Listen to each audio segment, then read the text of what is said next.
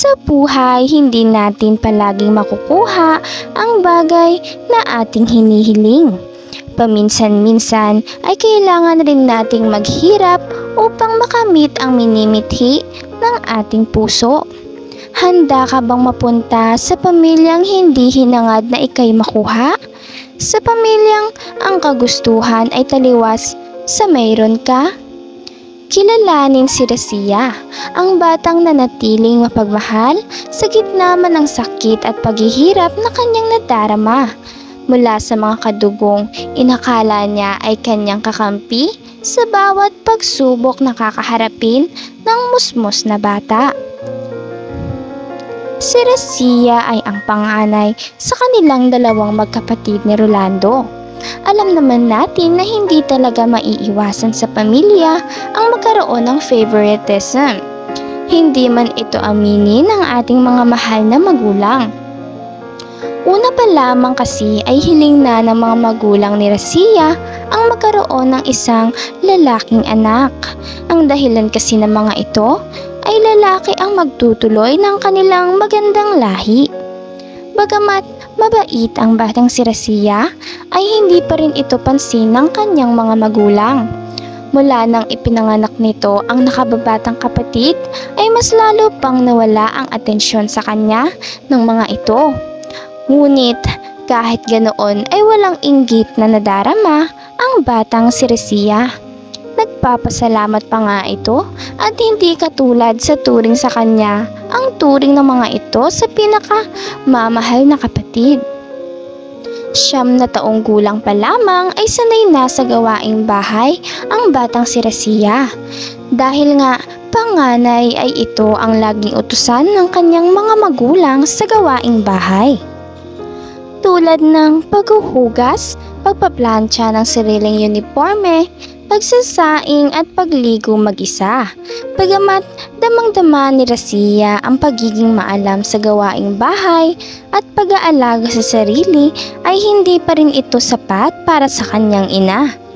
Isang hapon habang nagtatahi ang batang si Rasia ng kanyang butas at puno ng iba't ibang kulay na tela na ginawang pantapas sa kanyang uniforme, sapagkat simula na naman ang pasukan sa kanilang klase, ay dumating ang kanyang ina at kapatid nitong si Rolando na may ngiti sa mga labi at nagtatatalon sa saya.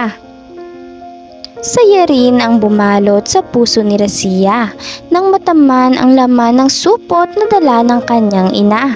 Kita kasi sa transparent na plastic nito na may iba't ibang kulay ng notebook, uniforme, lapis at iba pang gamit pang eskwela.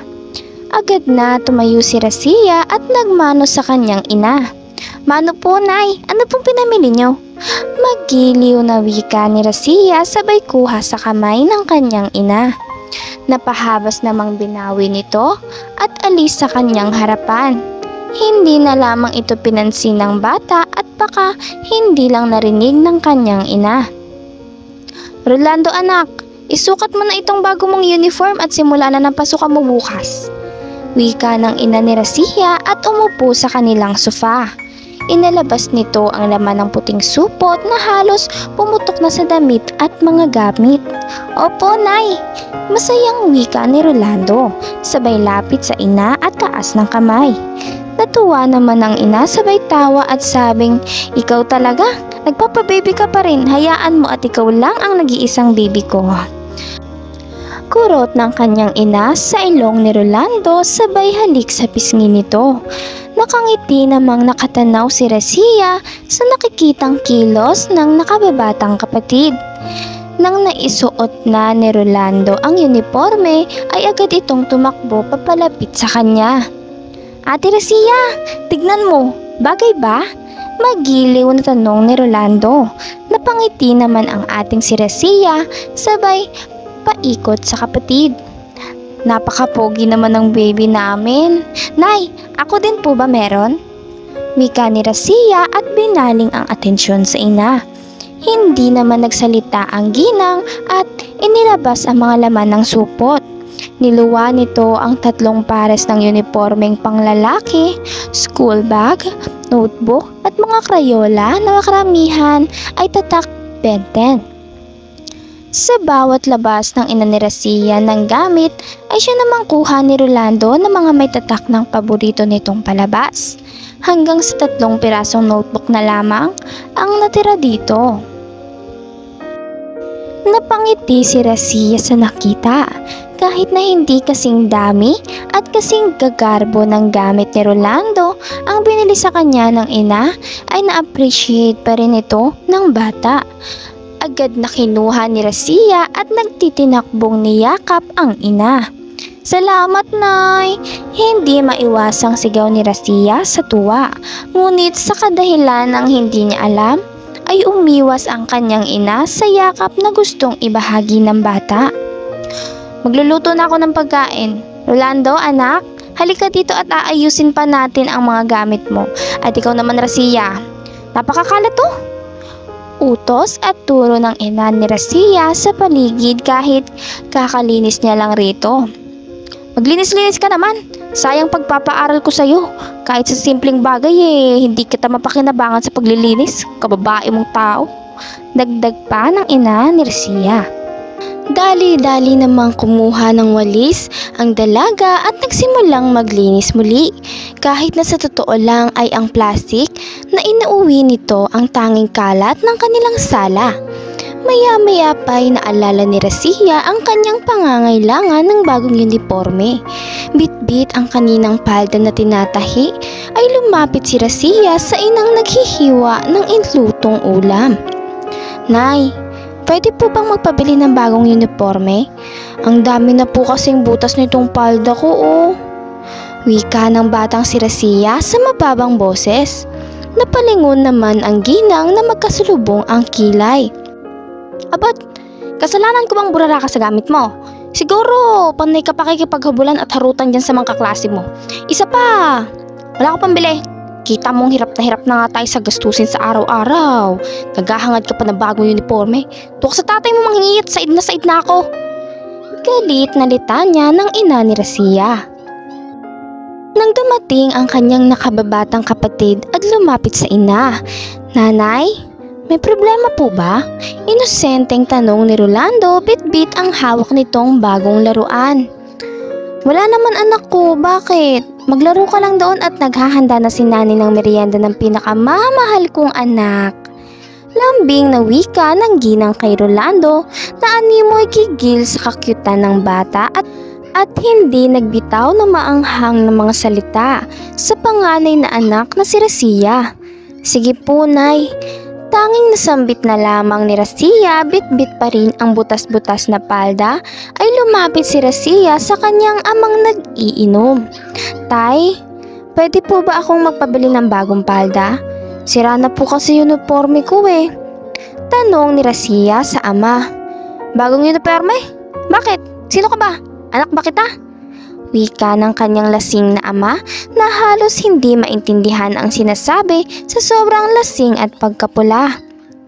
"Hindi naman kita ginusto. Hindi ako tatay mo, pulot lang kita." Dagdag pa ng kanyang ama. "Rolando, anak, halika nga dito." Tawag ng ama sa kanyang nakababatang kapatid. "Itong anak ko. Nag-iisang anak ko. Ewan ko ba sinong magulang mo? Basta ako, dagdag pasanin ka lang sa buhay ko. Ba't ba kasi nag-aral ka pa? Magtrabaho ka na. Magaling ka naman na maglinis ng bahay. Bakit hindi ka pa magkatulong dyan kila Aling Inday? Total, kaya mo naman na sarili mo eh."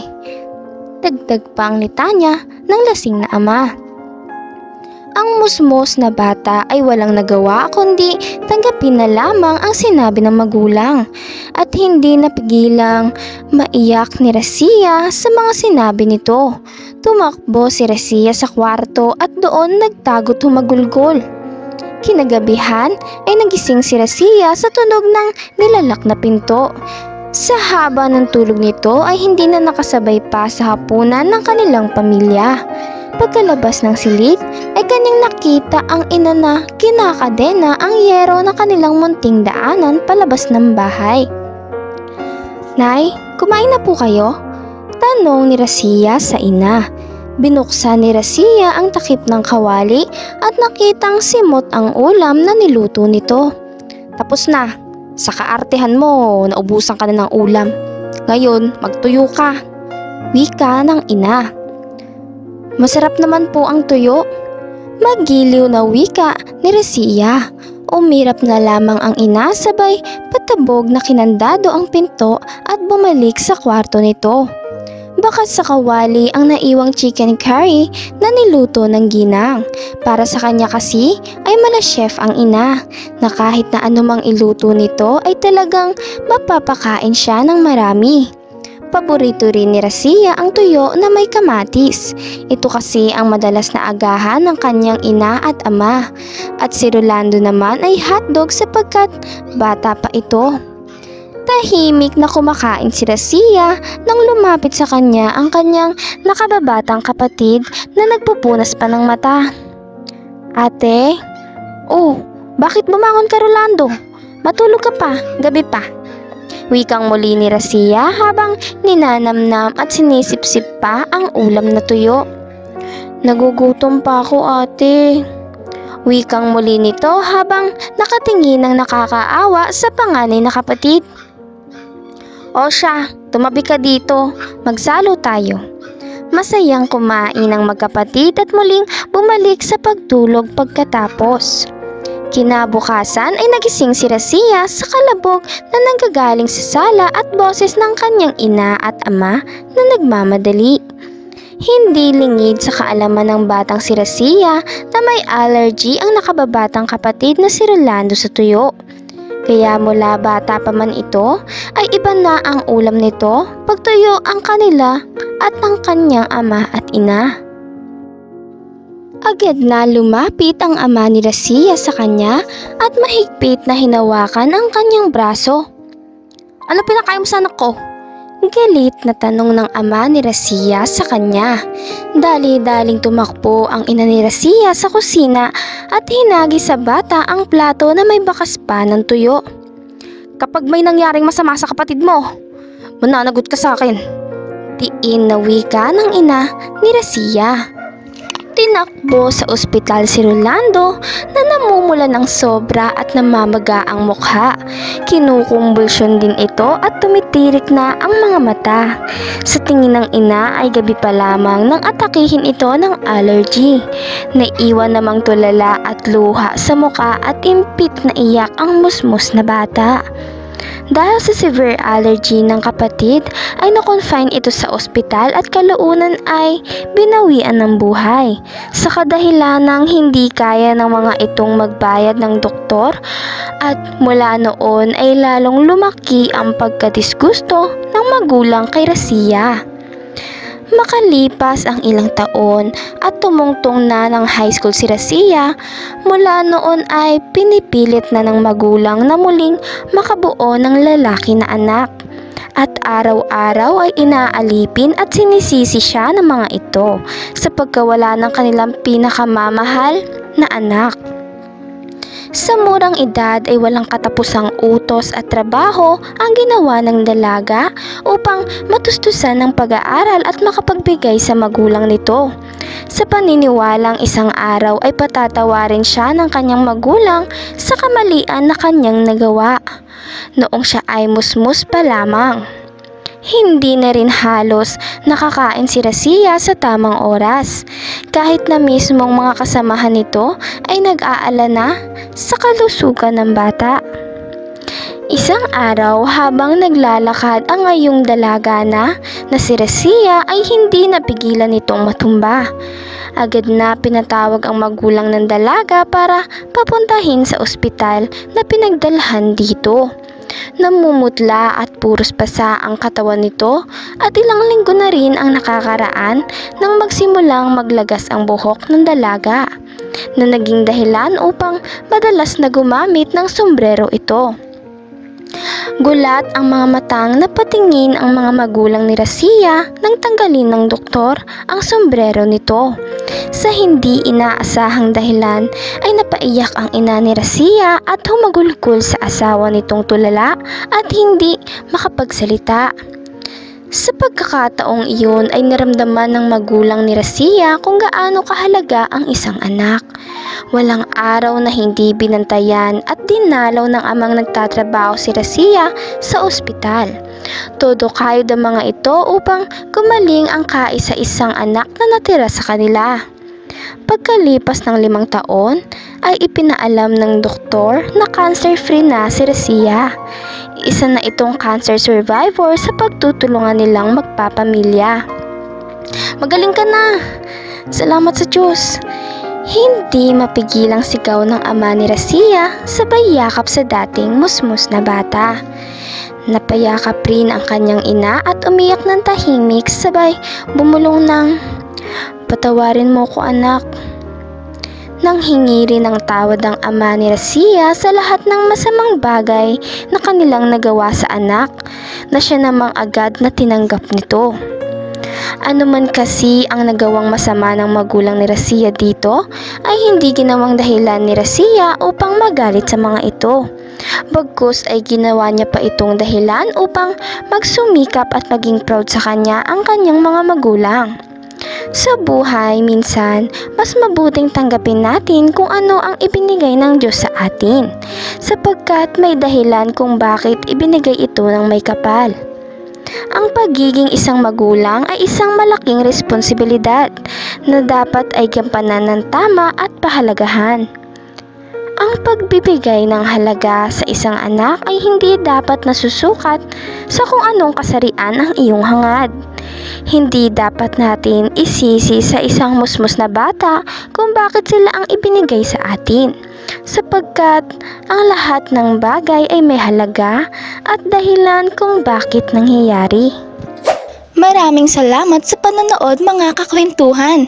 Huwag kakalimutang mag-subscribe at pindutin ang notification bell para lagi kayong updated sa ating mga bagong istoryang mapupulutan ng aral at inspirasyon sa buhay. Hanggang sa susunod nating istorya mga kakwentuhan.